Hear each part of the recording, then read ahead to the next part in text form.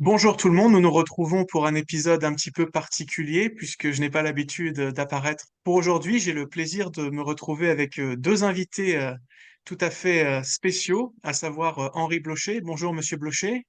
Bonjour, oui. Et Paul Sanders. Bonjour Paul. Bonjour Matt. Vous n'êtes pas sans savoir qu'il y a deux ouvrages qui sont récemment parus sur un sujet très intéressant et très important qui est celui des sacrements.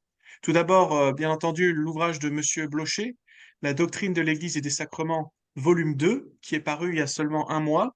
Et puis, il y a un peu plus de temps, mais toujours cette année, quand la réforme entre en scène, de Paul Sanders, qui s'intéresse à la vision de la Sainte Seine de Zwingli et Bullinger. J'ai souhaité associer à cet entretien Paul Sanders parce que voilà, il fait partie des experts. Je ne sais pas si tu acceptes ce, ce terme. On peut trouver un synonyme peut-être. D'accord. Bon, tu fais partie des personnes qui connaissent en tout cas un peu plus les sacrements que la moyenne.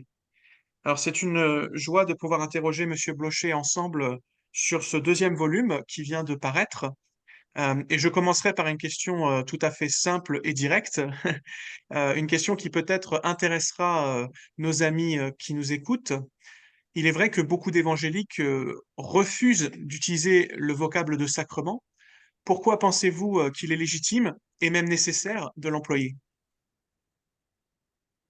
Je commencerai ma réponse en faisant part d'une découverte qui est pour moi toute récente, des dernières heures en fait.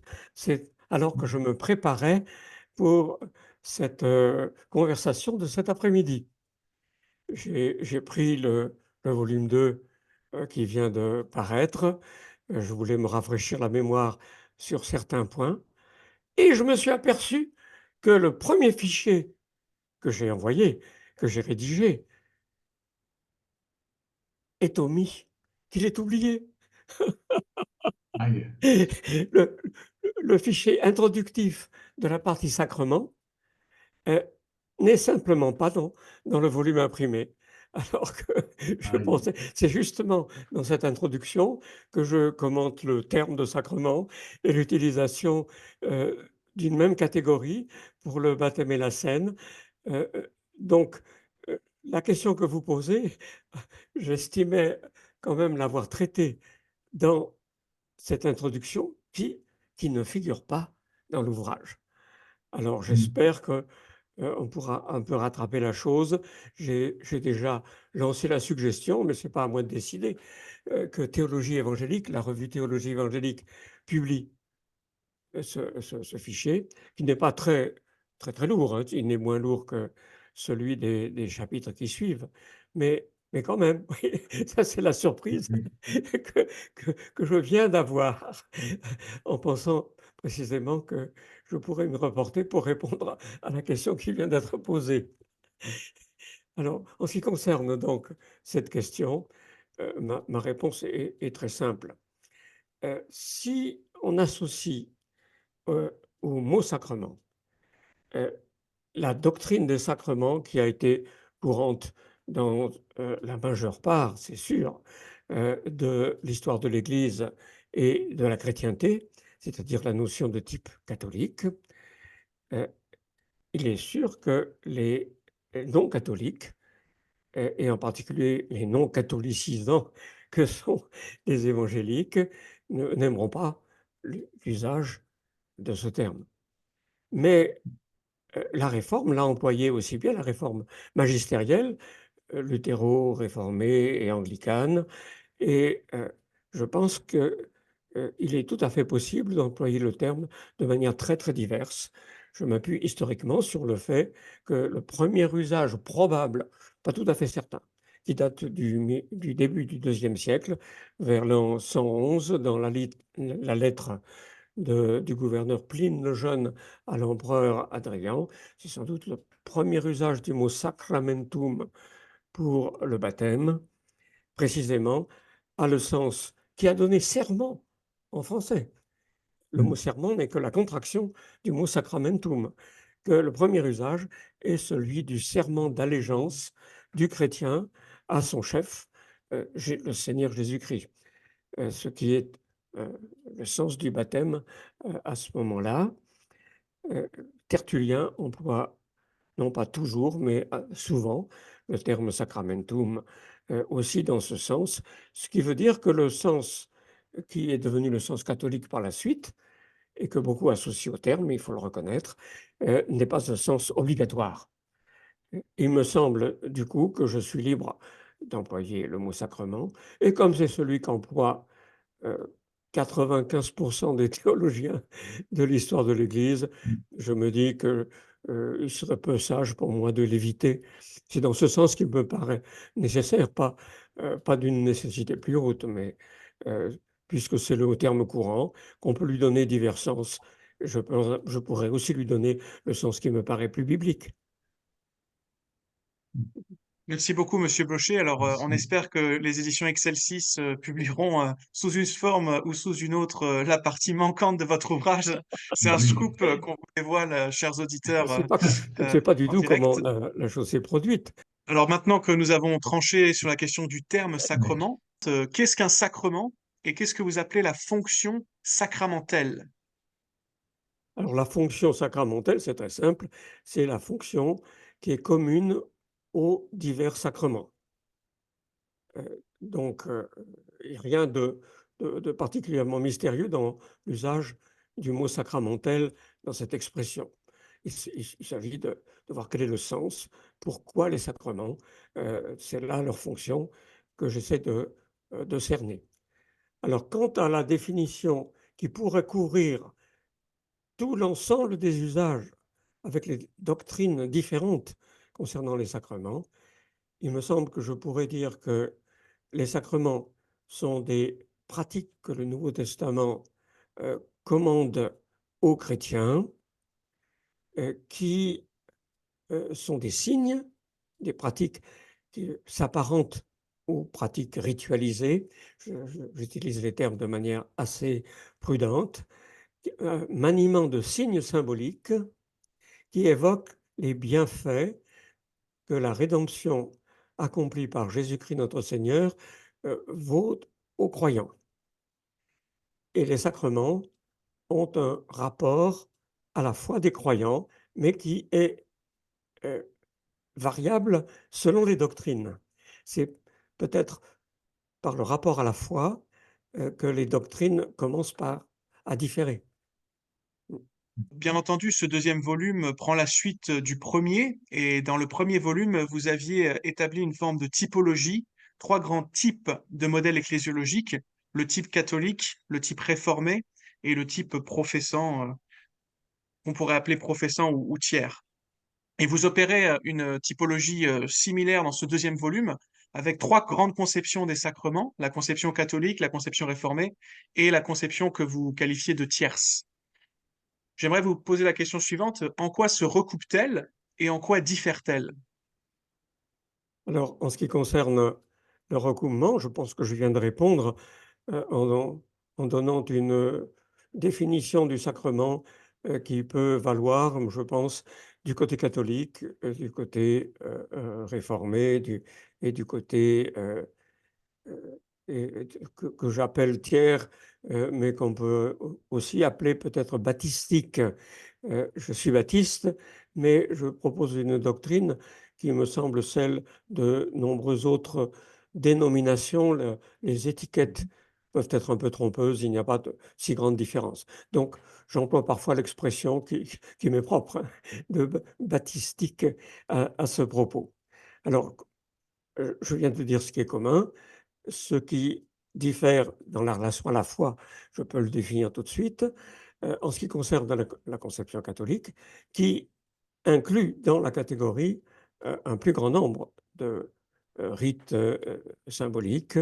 Il y en a 7, alors que du côté protestant et du côté baptistique, il n'y en a plus que 2, que les catholiques appellent d'ailleurs quand même les sacrements majeurs, hein, le baptême et la scène ou Eucharistie.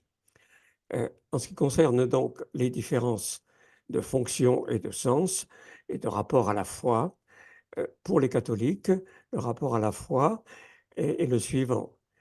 Les sacrements ont leur efficacité, remplissent leur fonction, qui est de communiquer la grâce, de conférer la grâce, si la foi est présente. Mhm. Donc, chez les adultes en tout cas. Et s'il n'y a pas d'obstacle euh, que constituerait par exemple le refus de la foi.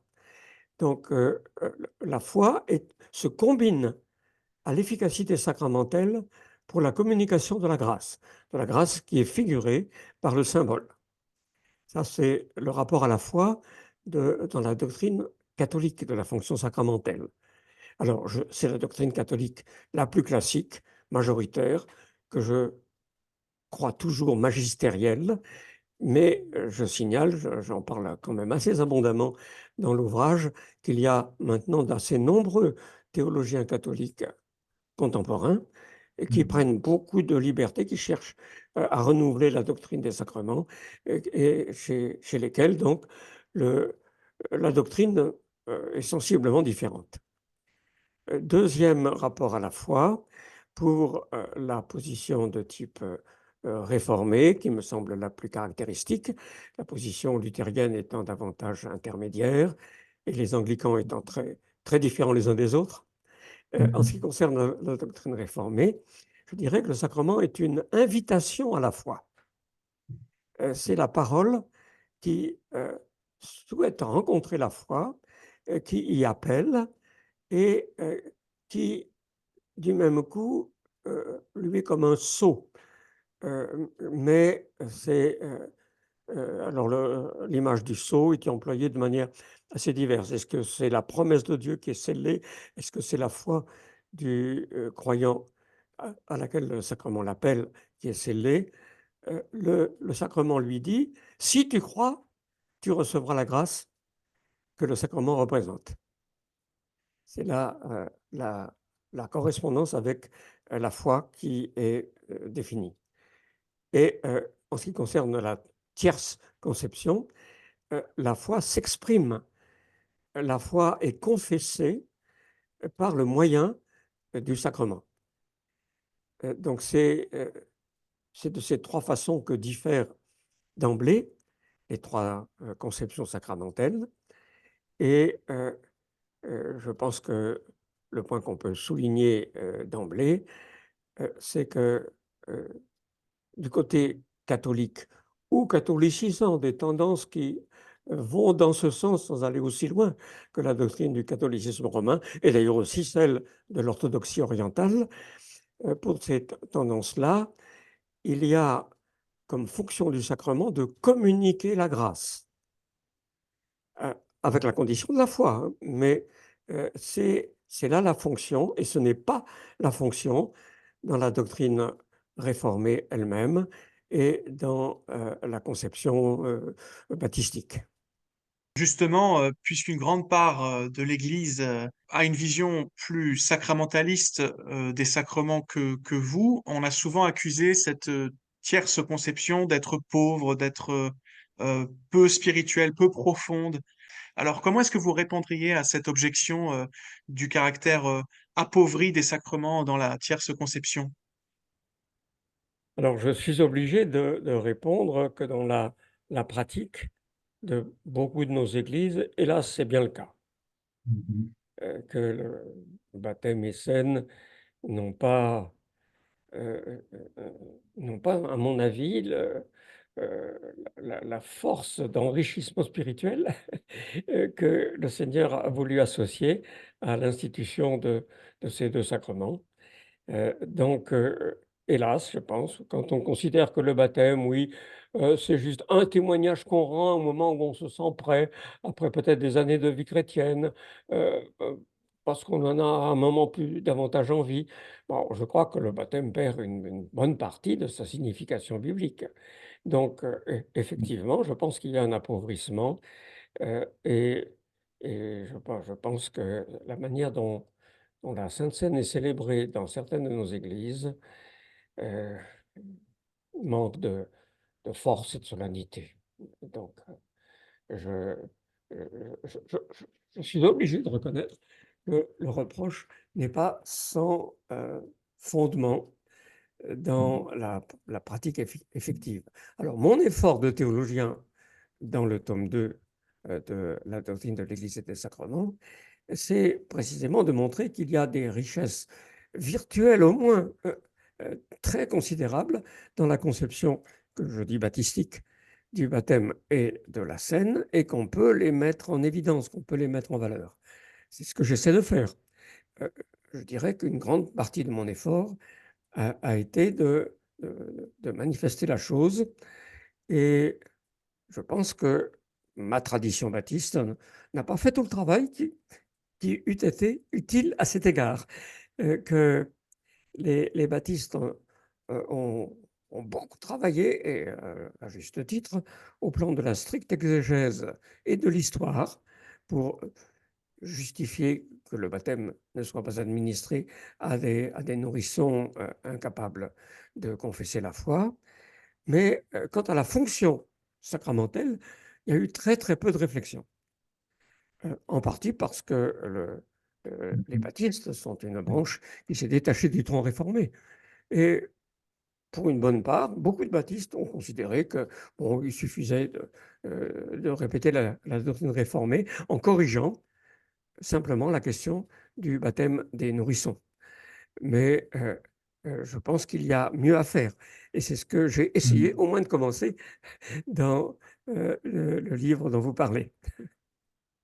Est-ce que vous avez l'impression que cette minimisation, en quelque sorte, du sacrement, cet inconfort, même avec la terminologie, etc., a fait qu'aujourd'hui, dans le baptisme, il y a un certain mouvement vers quelque chose de différent, de plus riche, de plus fourni par rapport à ce que vous venez d'évoquer.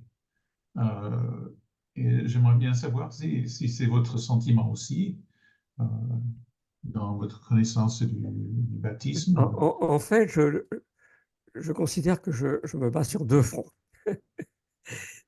Je me base sur le front que je viens de dessiner contre une minimisation, contre euh, une pratique très très pauvre qui relègue les sacrements dans une périphérie sans grand intérêt. Mais je me bats aussi contre une façon de lutter contre cette minimisation qui mérite d'être étiquetée catholicisante, Mhm. et essentiellement sous la pression de l'écuménisme, dans le désir de se faire, je pense, mieux accueillir, de pouvoir obtenir euh, une audience meilleure de la part de frères et sœurs qui appartiennent à d'autres grandes traditions ecclésiologiques. Je pense qu'il y a un certain nombre de baptistes. En général, ils ne sont pas strictement évangéliques non plus. Mais Mhm. un certain nombre de baptistes sont devenus ce que j'appelle sacramentalistes, c'est-à-dire catholicisants, euh, attribuant au baptême et à la scène une efficacité mystérieuse qu'ils diront non pas magique du tout, mais que d'autres estimeront proche quand même de la magie, quelque chose en tout cas qui ne relève plus de la fonction du signe ou de la confession, mais d'une action spéciale que Dieu aurait liée à la célébration du sacrement. Et cela, je crois que ce n'est pas sérieusement fondé bibliquement, que ça soulève de grosses objections théologiques. Et donc, je me bats aussi sur ce front-là. Mhm. Merci beaucoup. Est-ce que l'une des pistes pour réformer notre conception des sacrements, ce n'est pas aussi de travailler davantage notre liturgie? Moi, je suis frappé de voir la manière dont on célèbre la Sainte Seine dans beaucoup de nos églises. Visiblement, on comprend pas bien ce que l'on fait. Euh, Est-ce qu'il faudrait Mhm. pas revenir à une forme de culte un peu plus liturgique, quitte à écrire, même si voilà, il y a cette idée très très forte de la spontanéité dans le milieu évangélique, quitte à écrire des liturgies un peu plus robustes, dont on pourrait bien entendu se sentir libre par ailleurs. Il ne s'agirait pas de retomber dans une forme de ritualisme. J'estime pour ma part que la liturgie doit suivre l'étude biblique, c'est l'écriture qui doit régir nos façons de faire et de dire, mais il y a place pour une réflexion méthodique et si possible, collective pour la réflexion sur la meilleure façon de faire en accord avec la Bible dans le déroulement de nos célébrations. Il est sûr que je crois qu'il y a là du travail à faire et je suis assez critique de la valeur de spontanéité. Le spontanéisme me semble issu bien plus du romantisme de la fin du XVIIIe siècle et du début du XIXe siècle que de la Bible elle-même. Je ne vois aucune prime accordée, en quelque sorte, à l'immédiateté, à la spontanéité, par opposition à la préparation, à la réflexion préalable, etc., dans l'écriture. Mais c'est assez courant autour de nous. On pense parfois que simplement de reprendre un texte qui a été écrit précédemment, c'est sclérosant, que c'est mort, mais aucune raison. J'aime aussi rappeler par rapport à l'écriture. Alors moi, je ne le fais, je n'écris pas mes sermons hein, quand je prêche, mais je sais que le grand prédicateur du réveil de la Nouvelle-Angleterre au XVIIIe siècle, Jonathan Edwards, dont les prédications avaient un effet explosif, vraiment, les gens étaient saisis, etc. Il écrivait tout et il lisait. Il lisait en chair les sermons qu'il avait écrits. C'est ce que j'ai lu, je n'y étais pas, bien sûr. Mais, je pense que un tel exemple nous avertit contre une illusion qui associerait à la spontanéité une plus grande présence et intervention de l'Esprit de Dieu. Merci beaucoup, Monsieur Blocher, pour vos lumières. Alors, nous vous encourageons, si vous êtes pasteur, si vous êtes liturge, si vous êtes en responsabilité dans votre Église, à méditer ces paroles et puis, bien entendu, à vous procurer cet ouvrage, La doctrine de l'Église et des sacrements, volume 2, mais aussi celui consacré à Zwingli et Bullinger. Quand la réforme entre en scène, on n'en a pas parlé, mais la prochaine fois, nous nous retrouverons pour un deuxième entretien où nous traiterons entre autres de questions historiques, justement. D'ici là, que Dieu vous garde.